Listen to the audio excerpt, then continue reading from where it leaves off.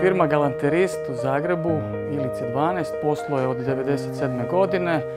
Otac Petar Jagušt, pošto je dugi niz godina radio u obrtništvu kod renomiranih zagrebačkih obrtnika, pokušava na svoj način krenuti u svoj, kak se veli, ostvarenje sna obrtničkog i započinje s radom.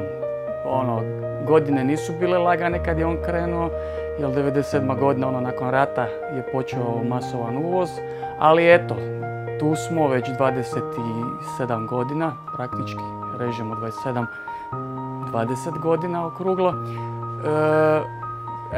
Poslujemo, tata je radio jedno duže vrijeme, onda majka uz njega cijelo vrijeme praktički i ja sam sad uz majku i pokušavam isto raditi, pomagati što se tiče i uslužnog i proizvodnog dijela, pokrivati što više. Tako da borimo se, posla nema puno, zato svaka mušterija nam je dobro došla.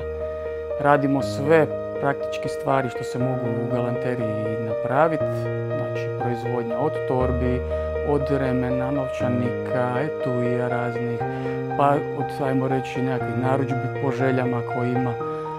Pa eto, kak se veli, dosta je zahtjevno tržište, ljudi su navikli na široki veliki izbor, a sad na nama je da to probamo u skladu cijene, u skladu mogućnosti, probamo to i razviti i napraviti.